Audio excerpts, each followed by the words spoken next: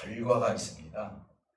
학생들은 시험과 그리고 대학을 들어가기 위해서 또 취업을 위해서 그 결과를 위해서 가치를 두고 그리고 열심히 노력을 하고 또 공부를 하고 나름대로의 최선을 다했을 때 그 결과물이 나왔을 때 거기에 만족하는 것입니다.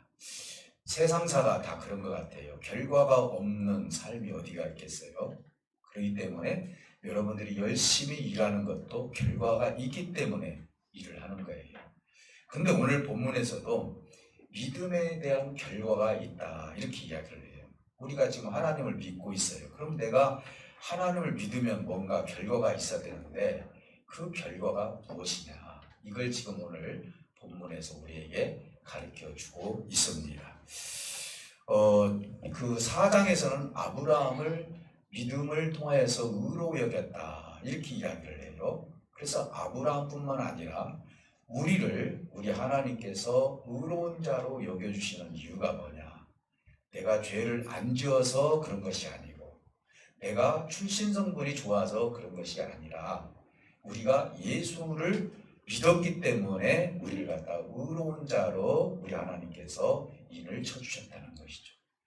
우리는 믿음을 통하여서 우리가 의로운 자가 되었고 죄와 상관없이 우리 하나님은 우리를 여전히 지금도 사랑하시고 우리를 부르실 때 너는 죄인이다 이렇게 부르시는 것이 아니라 의인이라고 부르고 있다는 것이죠. 우리가 스스로 생각할 때는 좀 죄송하죠. 왜냐하면 우리가 죄성이 있기 때문에 하나님이 우리를 의인이라고 했을 때 아니에요, 나는 여전히 지금 죄를 짓고 있습니다. 물론 이건 양심적인 생각이죠. 그러나 예수를 믿는 결과는 뭐냐면 의인으로서의 하나님이 인을 쳐주셨다는 것이죠. 이게 오늘 본문에서 우리에게 말씀하고 있는 내용이에요. 그래서 다시 말씀드린다면 믿음에는 결과가 있다는 것을 반드시 우리에게 이야기하고 있습니다. 의로운 자가 되게 하시려고 궁극적으로 하나님과 믿음을 통하여서 의로운 자가 될 수 있도록 우리 하나님은 우리에게 믿음을 주셨다는 거예요. 그러면 결과적으로 믿음이라는 건 뭐냐? 믿음은 마치 사도 바울 선생님이 율법을 놓고 몽학성전과 같다 이렇게 이야기했어요. 하나님을 믿는 과정이다 이렇게 이야기를 하고 있는데 저도 여기에다가 믿음을 몽학성전과 같다 그렇게 이야기를 하고 싶어요. 왜냐하면 믿음이 목적이 아니에요. 사실은요, 하나님과 관계를 통하여서 하나님께서 우리에게 주시는 목적은 뭐냐? 완전한 화평에 이루는 거예요. 그러니까 우리가 이 세상 살면서 믿음이 없이는 하나님과 완전한 화평을 이룰 수가 없기 때문에 우리에게 믿음이라는 것을 주었다 이 말이에요. 그래서 이 믿음은 마침 하나님과 화평 그리고 우리 사이에 연결점을 주는 그런 믿음이고, 결국은 고린도서에서도 말씀해 주셨던 것처럼 이 믿음은 언젠가는 없어진다 이렇게 이야기하고 있어요. 어떻게 말씀하십니까? 믿음, 소망, 사랑, 그 중에 제일은 사랑인데 이렇게 얘기해요. 그러나 믿음과 소망은 패하는 날이 있을 것이다 이렇게 말해요. 그러니까 사실 믿음과 여러분들의 믿음과 소망은 이 땅에서 있을 뿐이지 하나님 나라에 들어가서는 완전한 사랑과 완전한 하나님의 화평의 나라가 이루어지는 것이다 이렇게 지금 말씀하고 있습니다. 오늘 로마서 5장에서는 이걸 굉장히 크게 강조하고 있다 이렇게 볼 수가 있는 거예요. 그러면 그 나라를 우리가 어떻게 들어갑니까? 죄가 많은데 아니에요. 요한복음 3장 16절에 있는 말씀처럼 누구든지 예수 믿으면 영생을 얻을 것이다 라고 말씀하고 있는 거예요. 물론 우리는 예수를 믿는 데에는 거기에 행위가 좀 따르겠죠. 거기에 믿음에 대한 응당한 우리의 삶의 열매들이 나타나야 되겠죠. 그러나 오늘 우리 하나님은 반드시 우리를 기업고 하나님의 나라 화평의 자리로 우리를 이끌어 주신다는 사실을 믿으시기를 주님의 이름으로 축복해 드립니다. 그렇다면 오늘 여기에는 몇 가지 과정이 있어요. 우리가 믿음을 가졌다는 것은 어떤 의미이고 어떤 기쁨이 있는 것인가, 그리고 어떤 환난이 오는 것이고 또 이 환난을 통하여서 우리는 어떻게 연단을 받아서 그리고 그것을 통하여서 우리가 하나님의 소망을 이룰 것인가, 오늘 이것을 연결점을 통하여서 저와 여러분들이 은혜를 받고자 합니다. 하나는 믿음으로 하나님의 안에 들어갈 수 있었다라는 것. 내가 하나님을 믿었기 때문에 주님께서 너무나 큰 은혜를 우리에게 허락해 주셨어요. 이 말은 뭔 말이냐? 우리는 앞으로 하나님의 영광을 바라보면서 즐거워할 줄 아는 성도가 되어야 된다는 것이죠. 왜요? 하나님의 영광의 자리가 우리를 기다리고 있기 때문에 그래요. 그럼 우리는 무엇 때문에 즐거워합니까? 세상에서는 주로 육적인 것 때문에 즐거워하죠. 그러나 성경은 우리에게 무엇을 즐거워하라고 말씀하십니까?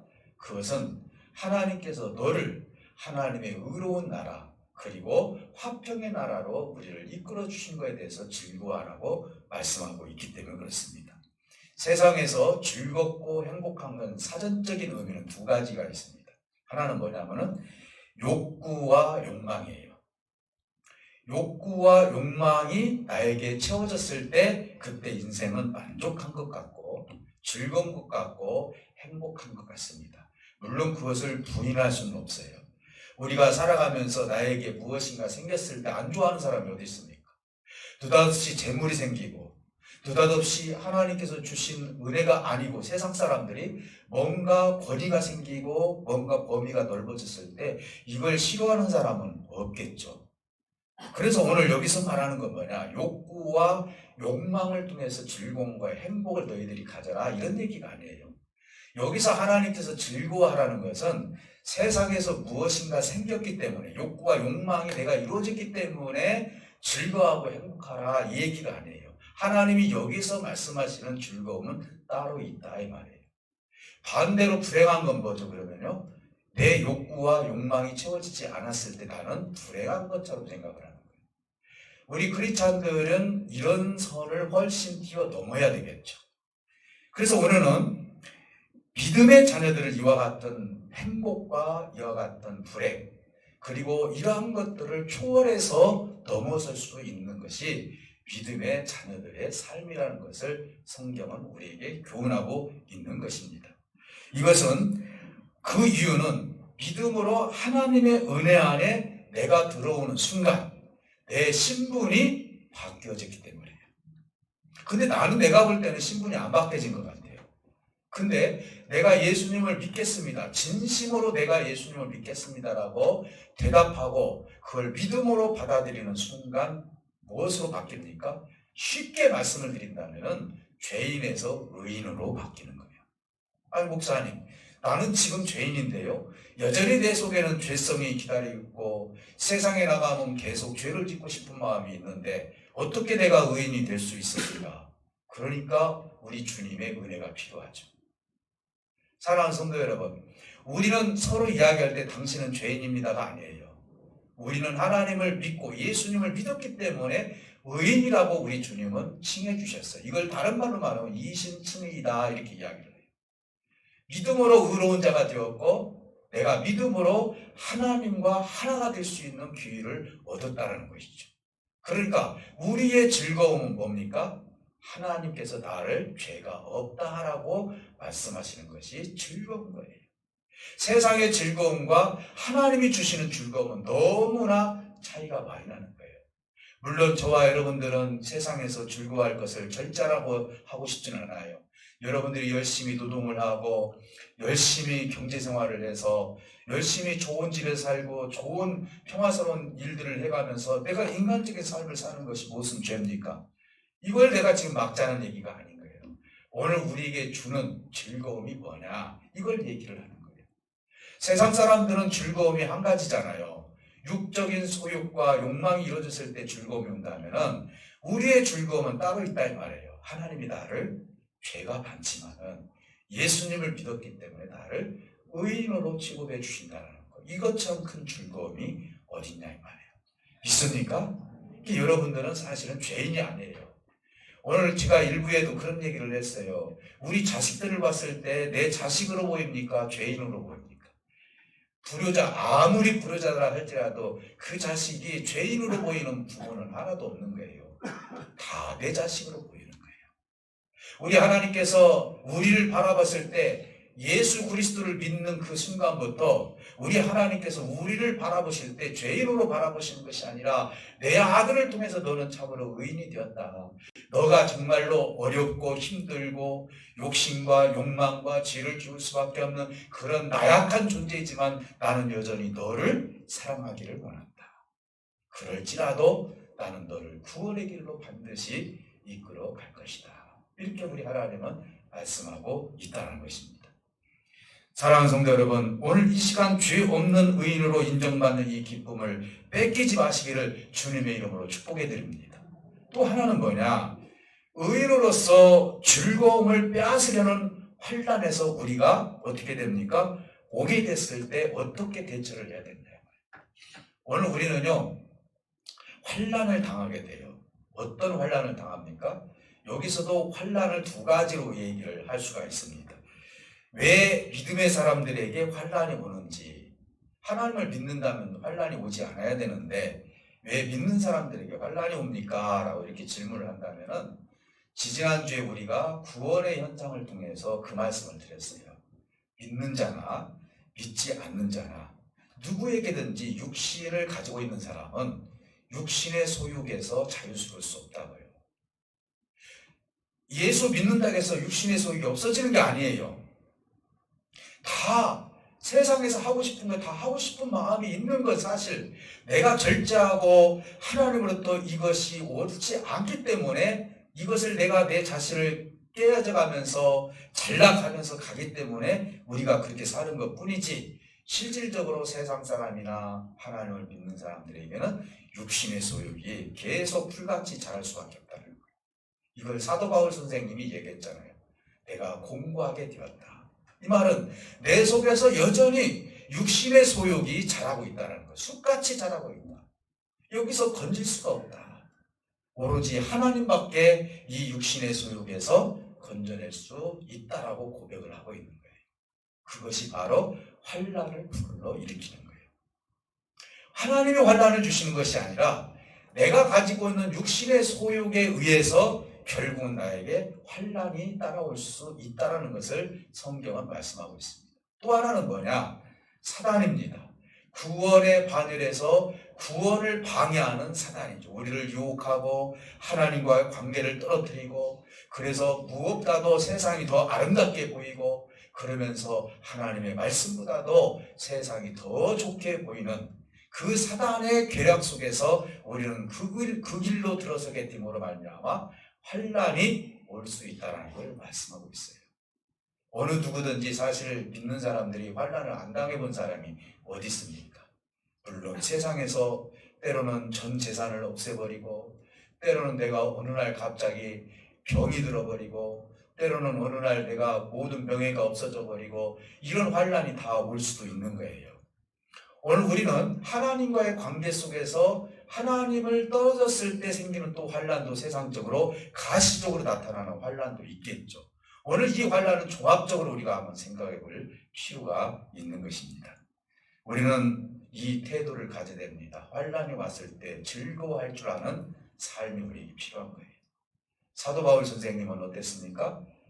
예수 그리스도를 원래 부인했잖아요. 다메섹 도상에서 예수님을 만나고 그는 사도가 되었습니다. 그리고 나서 그에게는 그때부터 환난이 찾아오기 시작을 하죠. 예수를 믿었기 때문에 생기는 환난이죠. 그래서 그를 죽이려고 합니다. 그럴 때마다 우리 하나님 앞에 감사하는 그런 사도 바울 선생님의 신앙관을 우리가 볼 수 있습니다. 그리고 욥은 어떻습니까? 욥이 하나님과 사단과 대화를 통하여서 욥이 희생자가 되었죠. 사단에 의해서 욥은 전 재산을 다 잃어버렸고, 자식까지 죽었고, 심지어는 자기 아내까지 떠났고, 그리고 자기는 병까지 들어서 결국은 그렇게 죽게 되는 상황에 처했을 때 욥의 고백은 이런 고백이었습니다. 내가 빈손으로 왔으니 빈손으로 가는 것은 당연한 것이 아니냐 라고 하면서 그 환난을, 하나님께서 만약에 이것을 허용해 주셨다면 하나님보다도 더 중요한 것이 어디 있겠느냐. 나는 그래서 이 환난을 내가 적심으로 왔으니 적심으로 가는 건 당연한 것이다, 이렇게 고백하고 있어요. 다윗은 어땠습니까?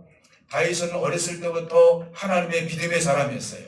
근데 그 다윗은 이 사무엘을 통해서 기름 부음을 받은 뒤로부터 그는 오히려 죽음의 고비를 엄청나게 많이 넘겼죠. 사울이라는 왕이 다윗을 얼마나 죽입니까? 죽이려고 합니까? 이에게는 믿음 때문에 생기는 환란이 너무너무 많이 생긴 거예요. 오늘 우리는요, 내 소유 때문에 생긴 것도 있고요, 사단 때문에 생기는 것도 있고요, 또 때로는 내 믿음 때문에 생기는 그런 환란들이 나에게 올 수 있다는 것을 말씀하고 있습니다. 그러니 우리가 첫 번째 얘기했던 것처럼 환란 가운데 즐거워할 줄 아는 우리 성도들이 될 때 우리는 성숙한 크리스찬으로서 하나님께서 우리를 기뻐 받아주실 줄 믿습니다.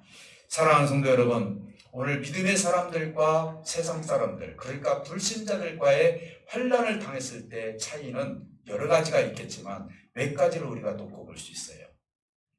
우리가 한번 생각을 해봅시다. 정말 불신자들은 환란을 당했을 때 어떻게 하느냐? 최선을 다해서 노력을 합니다. 내가 없는 것을 잊게 하고 잠을 못 자면서 최선을 다하고 열심히 삽니다. 이게 죄가 아니에요, 사실은요. 최선을 다해서 그 문제를 해결하려고 합니다. 그런데 그 안에는 항상 뭐가 있습니까? 근심과 염려와 걱정이 그 속에 계속 있어요. 뼈가 마릅니다. 살이 말라요. 병들을 정도로 힘든 상황이 있어요.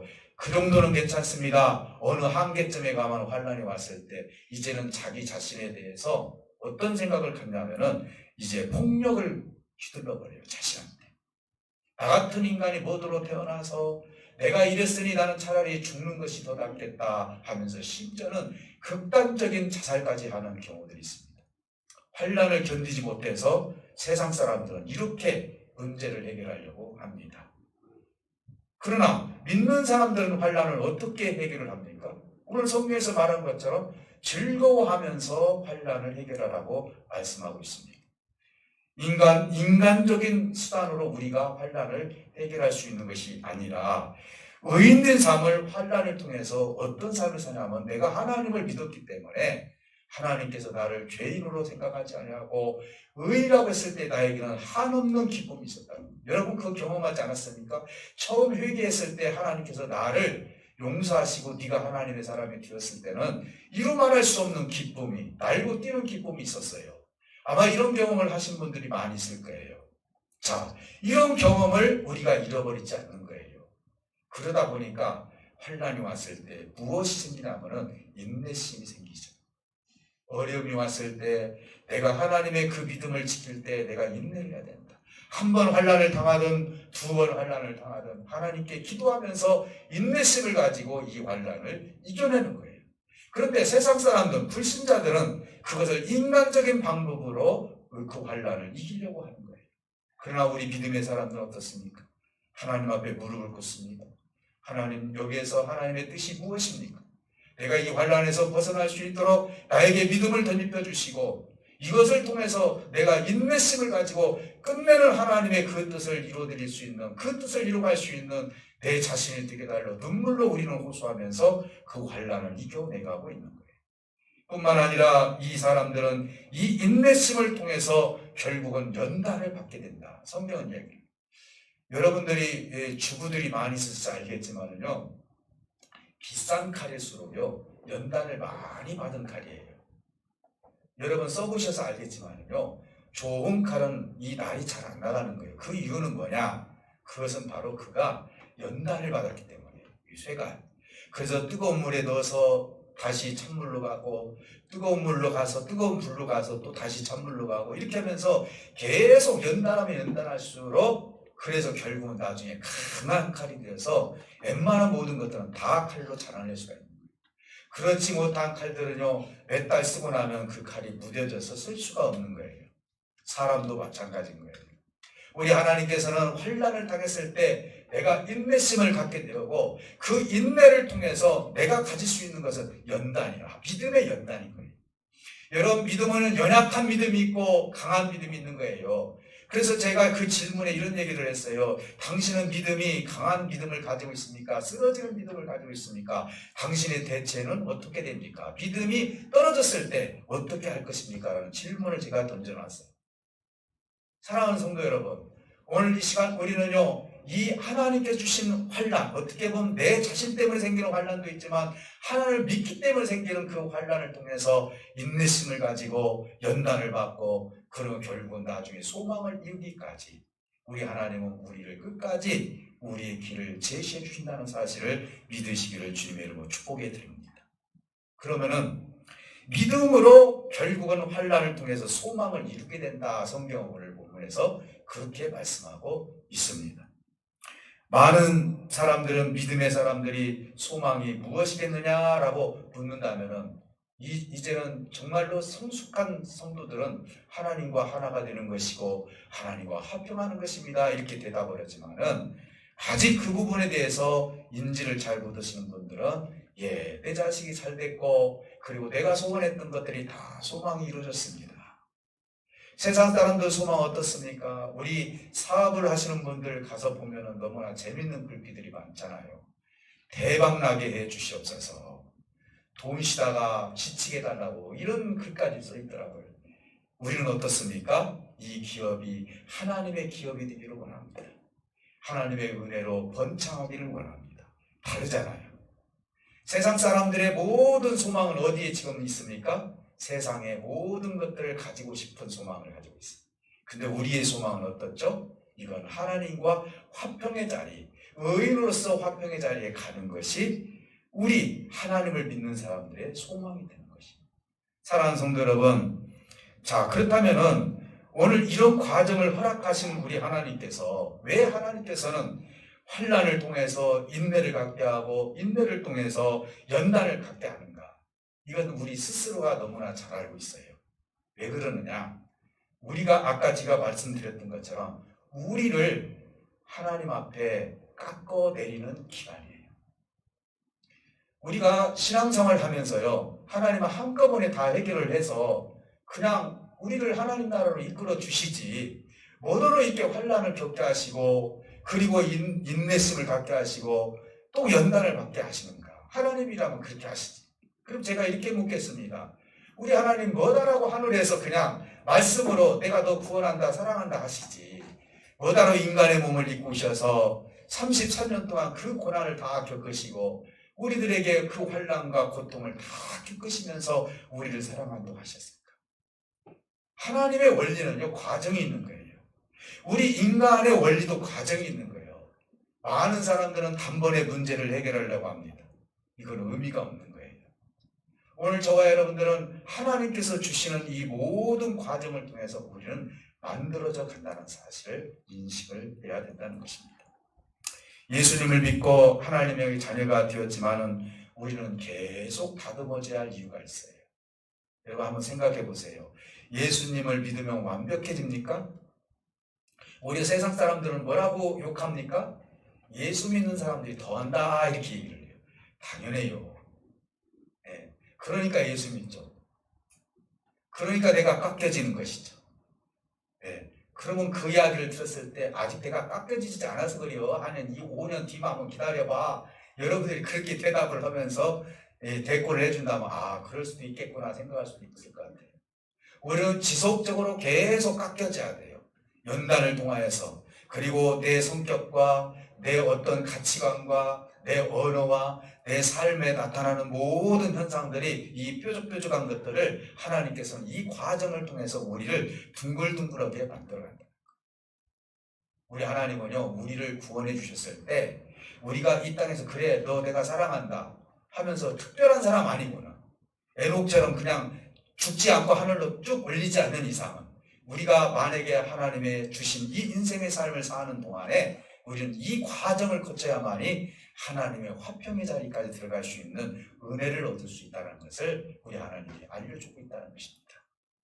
사랑하는 성도 여러분, 우리는 무엇보다도 육체의 어떤 성향을 우리 하나님께서 너무나 잘 알고 계시기 때문에 우리 하나님은 이것을 허용을 아니할 수가 없는 거예요. 왜 그렇습니까? 하나님이신 예수님이 육체를 33년 동안 체휼해 주셨기 때문에요. 그래서 그분의 말씀은 권위가 있는 거예요. 여러분, 지도자들이 말만 하는 것보다도 내가 몸으로 뛰었을 때 그거에 대한 가치가 큰 거예요. 하나님이 말로만 하신 것이 아니라 인간의 몸을 입고 체험을 하셨을 때, 그리고 우리를 사랑한다고 하셨을 때, 사랑을 확정하셨다 해서 오늘 마지막 절에 그랬을 때 하나님에 대한 믿음이 우리가 더 강곡해진다는 사실을 알 수 있어요. 그리고 그것이 진실하다는 것을 우리가 알 수 있다는 것입니다. 그래서 우리 하나님은요, 구원을 이루기까지 우리에게 참 소망을 주고 계신다는 사실을 알 수가 있는 거예요. 사랑하는 성도 여러분, 그러면 소망을 이루기까지 우리 하나님께서 무엇을 하셨습니까? 이것은 우리가 소망을 이루고 하나님의 화평의 자리까지 들어가기까지는 희생의 결과물이라는 것이죠. 예수님의 희생의 결과물로 저와 여러분들은 화평의 자리까지 올라갈 수 있는 거예요. 믿음을 통하여서. 여러분 7절에 보면 이렇게 말씀합니다. 의인을 위해서 죽는 것은 쉽지 않다. 그러니까 의인을 위해서 죽는 사람이 있다 이 말이에요. 세상 살다 보면 있죠. 또 선인을 위해서 간혹 죽는 사람도 있다. 이렇게 성경은 말씀합니다. 그러나 우리 주님이 이렇게 말씀합니다. 너희들이 죄를 지었을 때 하나님과 원수가 되었을 때 나는 너희를 위해서 죽었다. 이 말은 뭔 말입니까? 의인을 위해서 죽는 것도 가능하고 선인을 위해서 죽는 것도 가능하지만은 죄인을 위해서 그리고 원수를 위해서 죽는 것이 누가 있냐 이 말이에요. 나는 원수를 위해서 죽었다. 너희가 하나님과 원수가 되었을 때 너희를 구원하기 위해서 하나님과 화평의 자리에 앉히기 위해서 나는 너희를 위해서 십자가에서 죽었느니라. 이것이 바로 너희들에게 의를 이루기 위한 나의 희생이니라. 그리고 내가 이 희생을 통해서 하나님이 얼마나 큰 사랑을 가지고 있는지 너희에게 확증을 내가 하고 있다. 말로 하는 것이 아니라 십자가의 죽음을 통해서 사랑을 내가 확증시켰느니라 라고 우리에게 말씀하고 있는 거예요. 사랑하는 성도 여러분, 우리는 궁극적으로 하나님의 목적을 여기서 알 수 있어요. 어떤 목적을 가지고 계십니까? 하나님은 기엽고 하나님의 자리에 우리를 올려놓기를 원하시는 아버지의 뜻을 볼 수가 있는 거예요. 여러분, 인간이 잘못을 하고 때로는 구원에서 알미늄주의처럼 구원에서 떨어질 수도 있다, 이런 설교를 하시는 분들 많이 있어요. 그래서 저 같은 설교를 하시는 분들이 잘못됐다고 이야기하시는 분들도 있어요. 여러분, 우리가 구원을 이룰 때 하나님의 공로가 큽니까? 인간의 공로가 큽니까? 하나님의 공로가 크죠. 하나님이 구원을 이루고자 하는 그 뜻 가운데 한 사람 한 사람에게 세밀하게 간섭하시는 우리 하나님께서 우리를 기어코 하나님의 길로 인도하시지, 이제는 우리를 바로 지옥의 길로, 악한 길로 그래도 가려면 가라, 이렇게 말씀하십니까? 여러분, 내 자식이 악한 길로 갔을 때 그래요, 네가 가면 가봐라, 이렇게 하십니까? 불러놓고 이 길은 잘못된 길이라고 이야기를 하고 이것은 결과가 어떤 결과가 나온다고 우리 부모들은 다 얘기해 줄 아는데, 하물며 하나님께서 성령을 부어주신 우리 하나님께서 우리가 구원의 길을 갈 때, 잘못된 길을 갔을 때 이걸 갖다가 그냥 간과하십니까? 아니죠. 그래서 하나님이 책망이 필요한 거예요. 때로는 책찍이 필요한 거예요. 그래서 우리는 기엽고 하나님의 길로 인도하시는 거예요. 우리는 어떤 환난이 온다 할지라도 하나님이 주신 이 구원의 바늘에 섰고 하나님이 우리에게 화평의 자리까지 이끌기까지는 주님의 희생이 있었기 때문에 오늘 그 선물을 통해서 우리는 하나님의 자리까지 올라갈 수가 있는 것입니다. 사랑하는 성도 여러분, 오늘 제가 중간에 말씀드렸던 것처럼 이 땅에 있을 때만 믿음과 소망이 필요하지, 하나님의 나라에 들어가면 믿음도 패하고 소망도 패해요. 하나님의 나라에 들어가서 무슨 믿음이 필요합니까? 무슨 소망이 필요해요? 또 다른 나라가 있습니까?